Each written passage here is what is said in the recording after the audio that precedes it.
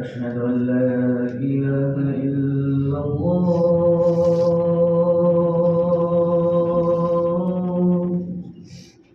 أشهد أن لا إله إلا الله أشهد أن محمدا رسول الله أشهد أن محمدا رسول الله حي على الصلاة حي على الصلاة حي على الفلاح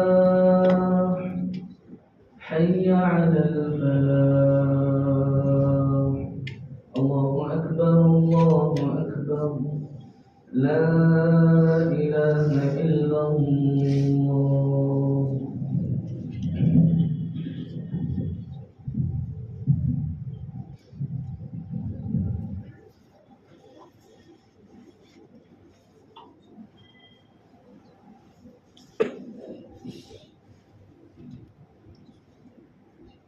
إن الحمد لله نحمده ونستعينه ونستغفره ونؤمن به ونتوكل عليه ونعوذ بالله من شرور أنفسنا ومن سيئات أعمالنا من يهده الله فلا مضل له ومن يضلله فلا هادي له وأشهد أن لا إله إلا الله وحده لا شريك له وأشهد أن محمدا عبده ورسوله صلى الله عليه وعلى آله وصحبه وسلم تسليما كثيرا.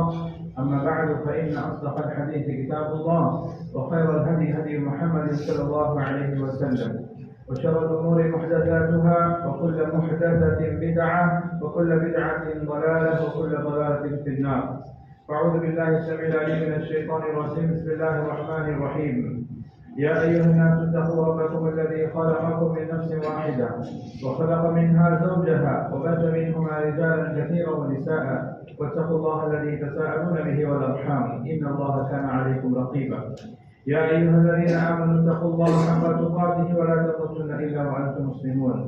يا أيها الذين آمنوا اتقوا الله وقولوا قولا سديدا يصلح لكم أعمالكم ويغفر لكم ذنوبكم ومن يطع الله ورسوله فقد فاز فوزا عظيما.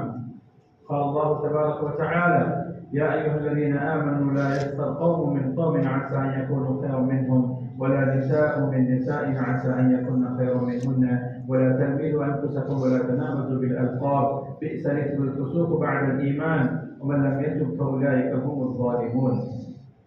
அளவற்ற அருளாளனும் நிகழ்ச்சி அன்புடனுமாகிய எல்லாம் உள்ள அல்லாஹின் திருப்பெயரால் ஆர்வம் செய்கின்றேன். அனைத்து புகழும் ஏகியவனாகிய அல்லாஹ் ஒருவனுக்கு உரித்தாக்கி அவனது சாந்தியும் சமாதானமும் நமது உயிருக்கும் மேலான உத்தம தலைவர் நபிகள் நாயகம் ஸல்லல்லாஹு அலைஹி வஸல்லம் அவர்கள் மீதும் அவரது குடும்பத்தினர்கள் மீதும் அவரது வாழ்க்கையை பின்பற்றி வாழ்ந்த சத்திய உத்தம சஹாபாக்கள் தாபிஈன்கள் தபு தாபிஈன்கள் சலஃபு சாலிஹீன்கள் கண்ணியமிக்க இமாம்கள் மற்றும் நம் அனைவரும் மீது உண்டாகட்டுமாக. அல்லாஹ்வுடைய அழைப்பை ஏற்று அவனது இல்லத்தில் அவரது கடமை நிறைவேற்றுவதற்காக நாம் வந்து கூடியிருக்கின்றோம். இந்த நேரத்தில் அல்லாஹ் நம்முடைய எண்ணங்களையும் செயல்பாடுகளையும் ஏற்று அதற்கு நிறைவான கூலி இன்மையிலும் மறுமையிலும் எதிர் புரிவானாக. வாழக்கூடிய இந்த அற்புதமான சுகமான காலகட்டத்தில் அல்லாஹ் சுப்ஹானஹு வ தஆலா நம் அனைவரையும் ஈமானோடும் ஆரோக்கியத்தோடு வாழ வைப்பானாக. அனைத்து விதமான முசீபத்துகளை விட்டும் குழப்பங்களை விட்டும் கொடிய நோய்களை விட்டும் அல்லாஹ் நம்மையும் நம் குடும்பத்தையும் நம் சமூகத்தையும் பாதுகாத்தல் புரிவானாக என்று பிரார்த்தனாக எனது உரையை ஆரம்பம் செய்கின்றேன். கணித்திற்குரிய இல்லாமல் அல்லாஹின் நல்லடியார்களே, இஸ்லாமிய சகோதர சகோதரிகளே, டிசம்பர் 3ஆம் தேதி உலக அளவிலே மாற்றுத்திறனாளிகள் தினம் என்று கொண்டாடப்படுவதை நாம் அறிந்து வைத்திருக்கின்றோம். எதற்காக இந்த தினம் கொண்டாடப்படுகிறது என்று பார்க்கும் பொழுது அவர்களுக்குரிய உரிமைகள் சரியாக வழங்கப்பட வேண்டும், அவர்களை குறித்து விழிப்புணர்வு ஏற்படுத்த வேண்டும், அவர்களுக்கு கிடைக்க வேண்டிய உரிமைகளை சரியாக கிடைக்க செய்ய வேண்டும் என்ற அடிப்படையில் ஒவ்வொரு ஆண்டும் டிசம்பர் 3ஆம் தேதி இந்த மாற்றுத்திறனாளிகள் தினம் என்கின்ற தினத்தை மக்கள் கொண்டாடுகிறார்கள். உலக அளவிலே நாம் பார்க்கும் பொழுது சுமார் 100 கோடி மக்கள் இந்த மாதிரியான குறைபாடு உள்ளவர்களாக இருக்கிறார்கள் என்று ஆய்வுகள் சொல்கின்றன. இந்தியாவில் மட்டும் சுமார் 2,68,00,000 பேர் இந்த மாற்றுத்திறனாளிகளாக இருக்கிறார்கள், உடல் ஊனமுற்றவர்களாக இருக்கிறார்கள். என்பதாக பொதுவாக அரசாங்கத்துடைய ஆய்வுப்படி சொல்லப்படுகிறது. ஆனால் வல்லுநர்கள் சுமார் 7,5 கோடி மக்கள் இந்தியாவில் மட்டும் இருக்கிறார்கள், மாற்றுத்திறனாளிகளாக இருக்கிறார்கள். ஆனால் அரசாங்கத்தில் பதிவு செய்யப்பட்டவர்கள் 2.5 கோடிகள் மட்டும்தான் என்றும் சொல்லப்படுகிறது.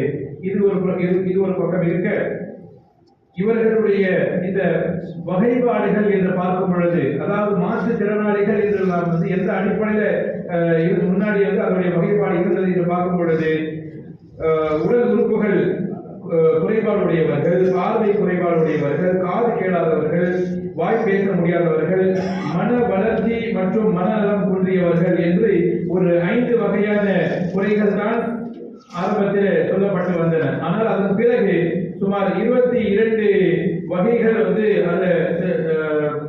முழுவதுமாக சேர்க்கப்பட்டிருக்கின்றன. அதில் மூளை முடக்குவாதம், உயர குறைபாடு, தசை அழிவு நோய், கற்றல் குறைபாடு, கவனச்சிதறல் குறைபாடு, நடுக்குவாதம், நரம்பியல் சார்ந்த நோய்கள் என்று சுமார் 22 வகைகளை இந்த வகைகளான நோய் உள்ளவர்களுக்கு இந்த மாற்றுத்திறனாளிகள் அழைக்கப்பட வேண்டும் என்று தீர்மானிக்கப்பட்டது. சரி, இவர்கள் என்ன மாதிரியான பிரச்சனைகள் எதிர்கொள்கிறார்கள்? மாற்றுத்திறனாளிகள், உடல் ஊனமுற்றவர்கள் என்ன மாதிரியான பிரச்சனைகளை எதிர்கொள்கிறார்கள் என்று பார்க்கும் பொழுது, ஒரு பக்கம் அவர்கள் மருத்துவ ரீதியான மிகப்பெரிய சவால்களை அவர்கள் சந்திக்கிறார்கள். அவர்களுக்கு போதிய மருத்துவ வசதிகள் கிடைக்காமல் சில நேரங்களில் போய்விடுகின்றது. அதில் மிக குறைவானவர்களுக்கு தான் சரியான மருத்துவ வசதிகள் கிடைக்கின்றன. இது ஒரு பக்கம். இன்னொரு பக்கம் அவர்கள் சமூகத்தால் புறக்கணிக்கப்படுகிறார்கள். சமூகத்துடைய ஆதரவு இல்லாமல் அவர்கள் தவிக்கிறார்கள். இது ஒரு பக்கம். அலட்சியப்படுத்தப்படுகிறார்கள். இது எல்லாம் இந்த மாற்றுத்திறனாளிகள் எதிர்கொள்ளக்கூடிய பிரச்சனைகளாக இருக்கின்றன. சரி, நாம் என்ன செய்ய வேண்டும்? நம் மீதான கடமை என்ன என்று பார்க்கும் பொழுது, மாற்றுத்திறனாளிகளை நாம் நம்முடைய குடும்பத்தின் உறுப்பினர்களாக, நம் சமூகத்தின் உறுப்பினர்களாக, நம்முடைய சமூகத்தை சார்ந்த மக்களாக நாம் கருதி அவர்களுக்கு முறையான ஆதரவை கொடுக்க வேண்டும். அவர்களை நாம் அரவணைக்க வேண்டும். அவர்களுக்கு உரிய மருத்துவ வசதிகளை நாம் ஏற்படுத்தி கொடுக்க வேண்டும். அவர்களுக்கு நாம் எந்த விதத்திலும் அவர்களுடைய மனம் நோகும்படியாக நாம் அவர்களை நடந்து கொள்ளக்கூடாது. இது எல்லாமே நாம் அவர்களுக்கு செய்ய வேண்டிய மிக முக்கியமான கடமைகளாக இருக்கின்றன. அவர்களுக்கு பொருளாதார ரீதியாக, அவர்களுக்கு உடல் ரீதியாக என்ன மாதிரியான உதவிகள் தேவைப்படுகின்றனவோ அந்த உதவிகளை நாம் செய்வதற்கு முன்வர வேண்டும். அவர்களும் நம்முடைய சமூகத்தின் ஒரு அங்கம்தான் என்பதை நாம் ஒத்துக்கொண்டு அவர்களுக்கு செய்ய வேண்டிய அந்த உரிமைகளை, உதவிகளை நாம் சரியாக செய்ய வேண்டும். கணித்திற்குரியவர்களே, அல்லாஹ்வுடைய தூதர் ஸல்லல்லாஹு அலைஹி வஸல்லம் அவர்களுடைய காலத்திலே சஹாபாக்களும் இந்த மாதிரி இருந்திருக்கிறார்கள். அதாவது உடல் ஊனமுற்றவர்களாக இருந்திருக்கிறார்கள். அவர்களுக்கு அல்லாஹ்வுடைய தூதர் அவர்களோடு எப்படி நடந்து கொண்டார்கள், அவர்களுக்கு எந்த மாதிரியான ஆதரவுகள், உதவிகள் அவர்களுக்கு வழங்கப்பட்டிருக்கின்றன என்பதெல்லாம் நாம் பார்க்கலாம். ஒரு நாள் ஜிப்ரீல் அலைஹிஸ்ஸலாத்து வஸ்ஸலாம் அவர்கள் அல்லாஹ்வுடைய தூதர் ஸல்லல்லாஹு அலைஹி வஸல்லம் அவர்கள் வருகிறார்கள். அந்த நேரத்தில் அப்துல்லாஹ் இப்னு உம்மு மக்தூம் என்று சொல்லப்படக்கூடிய கண் பார்வையை இழந்த ஒரு சஹாபி, கண் பார்வை தெரியாத ஒரு சஹாபி வருகிறார். அந்த சஹாபி இடத்துல அல்லாஹ்வுடைய தூதர் அவர்கள் விசாரிக்கிறார்கள், உங்களுடைய கண் பார்வை எப்படி போனது என்று. அப்போ எனக்கு சிறு வயதிலிருந்து எனக்கு இந்த பார்வை போய்விட்டது என்று அவர்கள் சொல்லும் பொழுது ஜிப்ரீல் அலைஹிஸ்ஸலாத்து வஸ்ஸலாம் அவர்கள் அந்த நேரத்தில் அல்லாஹ் சொன்னதாக ஒரு செய்தி அங்கே தெரிவிக்கிறார்கள். என்ன? என்னுடைய அடியானிடமிருந்து ஒரு நியமத்தை நான் எடுத்துக்கொண்டால் அதற்கு பகரமாக நான் கண்டிப்பாக அவருக்கு நான் சொர்க்கத்தை கொடுப்பேன் என்று அல்லாஹ் சொன்னதாக ஜிப்ரீல் அலைஹிஸ்ஸலாத்து வஸ்ஸலாம் அவர்கள் அந்த நேரத்தில் நபிகள் நாயகம் ஸல்லல்லாஹு அலைஹி வஸல்லம் அவர்களுக்கு நன்மாராயம் கூறியது.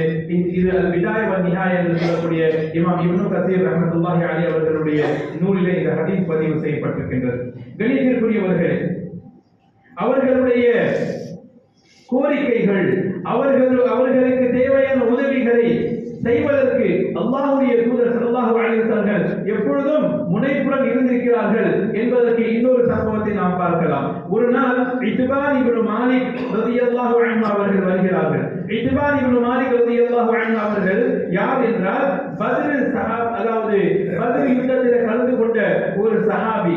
அவர் அல்லாஹ்வுடைய தூதர் அவர்கள் அல்லாஹ்வுடைய தூதரே, நான் என்னுடைய ஊர் மக்களுக்கு, என்னுடைய சமூக மக்களுக்கு நான் தொழ வைக்கின்றேன், நான் இமாமத் செய்கின்றேன். ஆனால் நான் போகும் வழியில் ஒரு ஓடை இருக்கின்றது, தண்ணீர் வரக்கூடிய ஓடை இருக்கின்றது. மழைக்காலங்களில் அதில் நிறைய தண்ணீர் வந்து விடுகிறது. எனக்கோ பார்வை இல்லை, என்னுடைய பார்வையும் போய்விட்டது.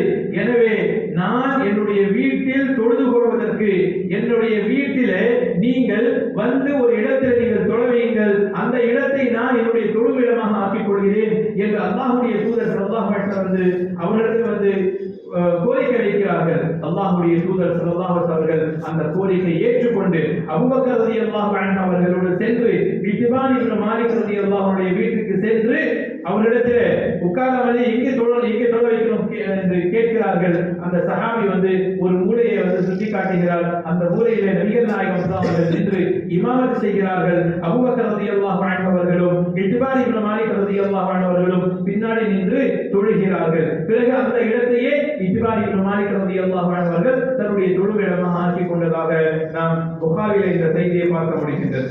எனவே கண்ணியத்திற்குரியவர்களே, அவர்களுக்கே ஒரு கோரிக்கை இருக்கும் பொழுது அந்த கோரிக்கையை முறையாக நிறைவேற்ற வேண்டும் என்று அல்லாஹ்வுடைய தூதர் அவர்கள் முனைப்புடன் இருந்திருக்கிறார்கள். அவர்களுக்குரிய உதவிகளை செய்திருக்கிறார்கள் என்பதை நாம் பார்க்க முடிகின்றது. அதே போல கண்ணியத்திற்குரியவர்களே, மதீனாவில் ஒரு பழக்கம் இருந்தது. நபிகள் நாயகம் ஸல்லல்லாஹு அலைஹி அவர்கள் மதீனாவுக்கு வருகைக்கு முன்பாக மதீனாவில் ஒரு பழக்கம் இருந்தது. அது என்னவென்றால், உடல் ஊனமுற்றவர்களோடு அந்த மக்கள் உட்கார்ந்து சாப்பிட மாட்டார்கள். பொதுவாகவே மக்கள் எப்படி என்றால், ஊனமுற்றவர்களோடு உட்கார்ந்து சாப்பிடுவதை அவர்கள் வெறுப்பார்கள். ஆனால் அவர்களும் மதிக்கப்பட வேண்டும், அவர்களுக்கும் உரிய மரியாதை கொடுக்கப்பட வேண்டும் என்பதை இஸ்லாம் மக்களுக்கு உணர்த்தும் விதமாக சூரத்துன் நூர் என்கின்ற 24வது அத்தியாயத்திலே அல்லாஹ் சுப்ஹானஹு வ தஆலா ஒரு அழகான வசனத்தை 61வது வசனத்தை அல்லாஹ் இறக்கி வைத்தார். அது என்ன தெரியுமா? லைஸ அலல் அஅமா ஹரஜுன் வலா அலல் அஅரஜி ஹரஜுன் வலா அலல் மரீதி ஹரஜுன் வலா அலா அன்ஃபுசிக்கும் அன் தஅகுலு மின் புயூதிக்கும் லைஸ அலைக்கும் ஜுனாஹுன் அன் தஅகுலு ஜமீஅன் அவ் அஷ்தாதா. நீங்கள் கால் ஊனமுற்றவர், பார்வை இல்லாதவர், நோயாளி இவர்களோடு நீங்கள் உட்கார்ந்து சாப்பிடுவதில் உங்களுக்கு எந்த குற்றமும் கிடையாது, எந்த தவறும் கிடையாது. நீங்கள் சேர்த்து சாப்பிடலாம், நீங்கள் தனித்தனியாக சாப்பிடலாம், எந்த குற்றமும் இல்லை. இது ஒரு குறையாக நீங்கள் பார்க்க கூடாது என்று இஸ்லாம் அதை வலியுறுத்தி அவர்களையும் நீங்கள் உங்களுடைய உணவு பொதுவாகவே அளவுகள் எப்படி சாப்பிடுவார்கள்? சஹனிலே எல்லோரும் சேர்ந்து சாப்பிடக்கூடிய பழக்கமுடையவர்கள் அளவுகள். எனவே அந்த பழக்கத்தில் வந்து இவர்களையும் சேர்த்துக் கொள்ள வேண்டும். இவர்களும், அதாவது உடல் ஊனமுற்றவர்கள், மாற்றுத்திறனாளிகள், இவர்களை சமூக புறக்கணிப்பு செய்யக்கூடாது, இவர்களையும் நாம் சேர்த்து சாப்பிட வேண்டும், நம்முடைய உணவு மேசையில் அவர்களையும் நாம் சேர்த்துக் கொள்ள வேண்டும் என்று அல்லாஹ் சுப்ஹானஹு வ தஆலா இந்த வசனத்திலே நமக்கு வலியுறுத்தி சொல்கின்றார். அதே போல கணிதத்திற்குரியவர்கள், அவர்களை நாம் திட்டக்கூடாது, அவர்களை நாம் ஏசக்கூடாது, இன்னும் அவர்களை பட்ட பெயர் வைத்து நாம் அழைக்கக்கூடாது, அவர்களை நாம் கிண்டல் செய்யக்கூடாது, கேலி செய்யக்கூடாது என்று 49வது அத்தியாயத்துடைய 11வது வசனத்தில் மிக அழகான ஒரு செய்தியாக அல்லாஹ் சொல்கின்றார். ஈமான் கொண்டவர்களே, யாரும் யாரையும் பார்த்து பரிகாசம் செய்யக்கூடாது, எந்த ஆணும் எந்த ஆணையும் பார்த்து பரிகாசம் செய்யக்கூடாது, எந்த பெண்ணும் எந்த பெண்ணையும் பார்த்து பரிகாசம் செய்யக்கூடாது. காரணம், அவர்கள் உங்களை விட சில விஷயங்களில் சிறந்தவர்களாக இருக்கக்கூடும். அது மட்டுமல்ல, நீங்கள் அவர்களை பட்ட பெயர்கள் வைத்து நீங்கள் அழைக்காதீர்கள், நீங்கள் அவர்களை பட்ட பெயர்கள் வைத்து நீங்கள் அழைக்காதீர்கள். இன்னும் நீங்கள் வந்து அவர்களை குறித்து நீங்கள் அவர்களை கிண்டல் செய்யாதீர்கள் என்று அல்லாஹ் சுப்ஹானஹு வ தஆலா சொல்லிவிட்டிருக்கின்றார். இது மிகவும் மோசமான ஒரு பழக்கம். இப்படி செய்பவர்கள் அநியாயக்காரர்கள் என்றும் அல்லாஹ் எச்சரிக்கை செய்கின்றார். எனவே சமூகத்தில் இப்படிப்பட்டவர்களுக்கு பட்ட பெயர்களை வைத்து கூப்பிடுவது, அவர்களுக்கு இருக்கக்கூடிய பெயர்களை சொல்லி கூப்பிடாமல் அவர்களை இழிவுபடுத்தும் விதமாக அவர்களை அழைப்பது, இது ஒரு நல்ல மூமினுக்கு பண்பு கிடையாது, ஒரு நல்ல மூமினுக்கு இது அழகு கிடையாது என்பதையும் இஸ்லாம் சொல்லி தந்திருக்கின்றது. அதே போல கணிதத்திற்குரியவர்கள், மாற்றுத்திறனாளிகளுடைய உணர்வுகளுக்கு அல்லாஹ் எப்படி மதிப்பளித்திருக்கிறார் என்பதற்கு இன்னொரு முக்கியமான ஒரு சம்பவத்தை நாம் பார்க்கலாம். பத்ர் யுத்தத்தில் கலந்து கொண்ட சஹாபாக்களை சிறப்பிக்கும் விதமாக அல்லாஹ் குர்ஆனிலே ஒரு வசனத்தை இறக்கினார். சூரத்துல் நிசால அந்த வசனம் வருகின்றது. லா யஸ்தவில் காயிதுன மினல் முஃமினீன். அதாவது பத்ரில் கலந்து கொண்ட சஹாபாக்களும் தங்களுடைய வீட்டில் இருந்த சஹாபாக்களும் இவர்கள் சமம் கிடையாது. வீட்டில் இருந்தவர்களை விட பத்ர் போரில் கலந்து கொண்டு அல்லாஹ்வுக்காக போர் புரிந்த அந்த சஹாபாக்களுடைய அந்தஸ்து மிகப்பெரியது என்ற வசனம் இறங்கியது. இதை கேட்ட அப்துல்லாஹ் இப்னு உம்மு மக்தூம் ரலியல்லாஹு அன்ஹு அவர்கள் அப்படியே அழுதுவிட்டார்கள். அழுதுவிட்டு அல்லாஹ்விடத்தில் கையேந்தி துஆ கேட்டார்கள். யா அல்லாஹ், எனக்கு பார்வை இல்லையே, எனக்கு கண் பார்வை இருந்திருந்தால் நானும் பத்ர் போரில் கலந்திருப்பேனே என்று அல்லாஹ்விடத்தில் அவர் முறையிடுகிறார். அவருடைய அந்த முறையீட்டை ஏற்றுக்கொண்ட அல்லாஹ் சுப்ஹானஹு வ தஆலா அந்த வசனத்திலே கூடுதலாக ஒரு வார்த்தை இணைத்தான். கைரு உலில் ضرر, அதாவது உடல் குறைபாடு இல்லாதவர்களாக இருக்கக்கூடியவர்களில் யார் வீட்டிலே இருந்து விட்டார்களோ அவர்களை விட பத்ர் சஹாபாக்கள் உயர்ந்தவர்கள் என்று. அப்போ அப்துல்லாஹ் இப்னு உம்மு மக்தூம் அவர்களுடைய கோரிக்கை ஏற்று குர்ஆனிலே ஒரு வார்த்தை, அந்த வசனத்திலே கூடுதலான ஒரு வார்த்தை இணைக்கப்படுகிறது என்றால் எவ்வளவு பெரிய ஒரு மகத்துவம், எவ்வளவு பெரிய ஒரு மதிப்பு அல்லாஹ் சுப்ஹானஹு வ தஆலா அவர்களுக்கு தந்திருக்கின்றான். எனவே மாற்றுத்திறனாளிகள், உடல் ஊனமுற்றவர்கள், இவர்கள் அல்லாஹ்வுடைய பார்வையில எந்த விதத்திலும் குறைவானவர்கள் அல்ல. உண்மையிலே அல்லாஹ்வுடைய பார்வையில சிறந்தவர் யார்? இன்ன அக்ரமக்கும் இன்தல்லாஹி அத்காக்கும். நிச்சயமாக உங்களில் மிகவும் கண்ணியமானவர் யார் தெரியுமா? யார் அல்லாஹ்வை அதிகமாக பயந்து நடக்கிறாரோ, யார் அல்லாஹ்வுடைய கட்டளைகளை சரியாக நிறைவேற்றுகிறாரோ, அல்லாஹ்வுக்கு அஞ்சி வாழக்கூடிய அந்த மனிதர் தான் உங்களில் மிகவும் சிறந்தவர் என்று அல்லாஹ்வுடைய அந்த திருமறையிலே நாம் பார்க்க முடிகின்றது. அத்தியாயம் 49 வசனம் 13. கணிதத்திற்குரியவர்களே, அல்லாஹ்வுடைய தூதர் ஸல்லல்லாஹு அலைஹி வஸல்லம் அவர்கள் அப்துல்லாஹ் இப்னு உம்மு மக்தூம் ரலியல்லாஹு அன்ஹு அவர்களை 13 முறை மதீனாவிலே இடைக்கால தலைவராக நியமித்து சென்றிருக்கிறார்கள். அல்லாஹ்வுடைய தூதர்கள் போர்களுக்கு செல்லும் பொழுது மதீனாவிலே தலைவராக யாரை நியமித்து செல்வார்கள்? அப்துல்லாஹ் இப்னு உம்மு மக்தூம் ரலியல்லாஹு அன்ஹு அவர்களை.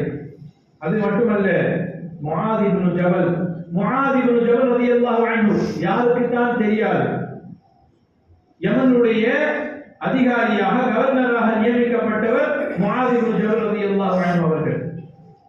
நீங்கள் குர்ஆனை கற்றுக்கொள்வதாக இருந்தால் இந்த 4 சஹாபாக்களிடமிருந்து நீங்கள் கற்றுக்கொள்ளுங்கள் என்று சொல்லப்பட்ட நன்மாராயம் கூறப்பட்ட சஹாபாக்களில் ஒருவர் முஆத் இப்னு ஜபல் ரலியல்லாஹு அன்ஹு அவர்கள்.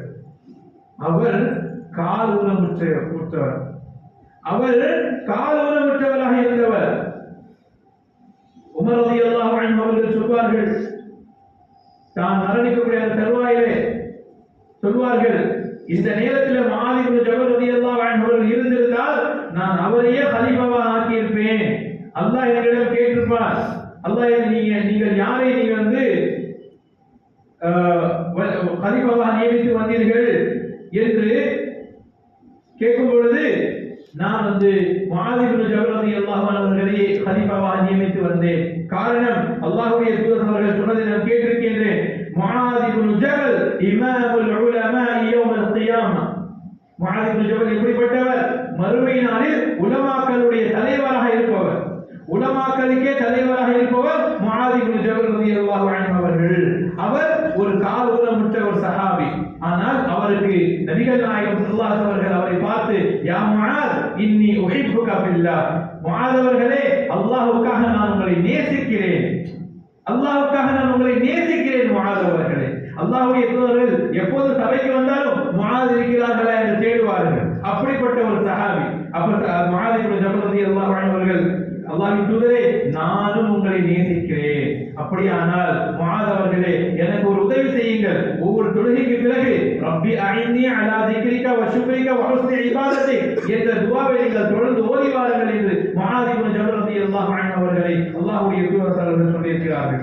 அப்படிப்பட்ட ஒரு சிறந்த சஹாபியாக இருந்தவர் முஆத் இப்னு ஜபல் ரலியல்லாஹு அன்ஹு அவர்கள் என்பதை நாம் பார்க்க முடிகின்றது. அதே போல நபிகள் நாயகம் ஸல்லல்லாஹு அலைஹி வஸல்லம் அவர்கள் மக்கா வெற்றி பெற்ற போது மக்கா வெற்றி பெற்ற போது அத்தாப் இப்னு உஸைத் ரலியல்லாஹு அன்ஹு அவர்களை அங்கே உள்ள கவர்னராக நியமித்துவிட்டு அவர்களுக்கு, அதாவது மக்கவாசிகளுக்கு மார்க்கத்தை கற்றுக் கொடுப்பதற்காக, குர்ஆனை கற்றுக் கொடுப்பதற்காக முஆத் இப்னு ஜபல் ரலியல்லாஹு அன்ஹு அவர்களை தான் நபிகள் நாயகம் ஸல்லல்லாஹு அலைஹி வஸல்லம் அவர்கள் மக்காவில் நியமித்தார்கள் என்பதையும் நாம் பார்க்க முடிகின்றது. இவ்வாறு கணித்திற்குரியவர்களே, இஸ்லாமிய மார்க்கத்தில் உடல் ஊனமுற்றவர்கள், மாற்றுத்திறனாளிகள், அவர்களுக்கு மிகப்பெரிய அந்தஸ்து வழங்கப்பட்டிருக்கின்றது. மிகப்பெரிய அந்தஸ்து வழங்கப்பட்டிருக்கிறது. அவர்களுடைய திறமைகளை அறிந்து அவர்களுக்குரிய வாய்ப்புகளையும் இஸ்லாம் வழங்கி இருக்கின்றது. அதை நாம் உணர வேண்டும். சில நேரத்தில் மக்கள் என்ன நினைக்கிறார்கள் என்றால், இவர்கள் நம் மீது சுமையாக இருக்கிறார்கள், நம்முடைய வீட்டில் இவர்கள் சுமையாக இருக்கிறார்கள், இவர்கள் இருப்பதனால் எங்களுடைய பொருளாதாரம் செலவாகின்றது என்றெல்லாம் நினைக்கிறார்கள். இன்னா லில்லாஹ் இன்னா இல்லாஹ் இன்னகும் துர்ஸகூன பிதுஆஃபாயிக்கும்.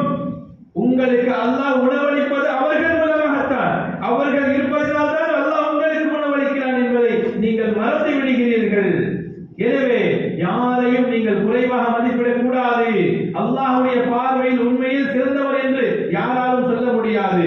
அது மறுமை நாளில் தான் நமக்கு தெரிய வரும். எனவே மாற்றுத்திறனாளிகளை நாம் மதிக்க வேண்டும். அவர்களுக்கு உதவி செய்யாவிட்டாலும் பரவாயில்லை, அவர்களுக்கு உபத்திரம் செய்யக்கூடாது, அவர்களுடைய மனம் நோகும்படியாக நாம் நடந்து கொள்ளக்கூடாது. இந்த இஸ்லாமிய செய்திகளை நாம் பிறருக்கு கொண்டு போய் சேர்க்க வேண்டிய கடமை நமக்கு இருக்கின்றது. இஸ்லாம் எந்த அளவிற்கு அன்பையும் பாசத்தையும் மக்கள் மீது பொழியக்கூடிய ஒரு மார்க்கம், எந்த அளவிற்கு இஸ்லாம் இரக்க குணத்தை நமக்கு கற்றுத்தந்திருக்கின்றது என்பதை சொல்லித்தரக்கூடிய ஒரு கட்டாயம் நமக்கு இருக்கின்றது. இப்படிப்பட்ட ஒரு கட்டாய சூழல் நாம் இருந்து கொண்டிருக்கின்றோம். எனவே இஸ்லாமிய செய்திகளை உலகம் முழுக்க நாம் கொண்டு போய் செல்வதற்கு முயற்சி செய்ய வேண்டும். அல்லாஹ் சுப்ஹானஹு வ தஆலா அப்படிப்பட்ட நல்ல தௌஃபீகை உங்களுக்கும் எனக்கும் தந்தல் புரிவானாக. ஆமீன். வ ஆகிரு தஅவானா அல்ஹம்துலில்லாஹி ரப்பில் ஆலமீன். அகூலு கௌலி ஹாதா வ அஸ்தக்ஃபிருல்லாஹ லி வ லக்கும் வ லிஸாயிரில் முஸ்லிமீன் இஸ்தக்ஃபிரு இன்னஹு ஹுவல் கஃபூருர் ரஹீம்.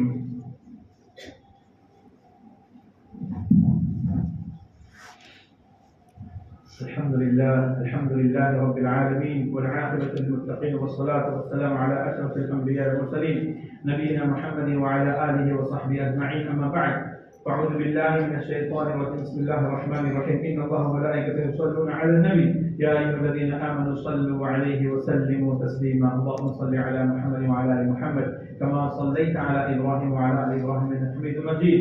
اللهم بارك على محمد وعلى آل محمد كما باركت على إبراهيم وعلى آل إبراهيم إنك حميد مجيد. وارض اللهم عن الخلفاء الراشدين المهديين أبي بكر وعمر وعثمان وعلي وعن سائر الصحابة والتابعين رضوان الله تعالى عليهم أجمعين، وعنا معهم بمنك وكرمك يا أكرم الأكرمين. اللهم انصر من نصر دين محمد صلى الله عليه وسلم واجعلنا منهم، واخذل من خذل دين محمد صلى الله عليه وسلم ولا تجعلنا منهم.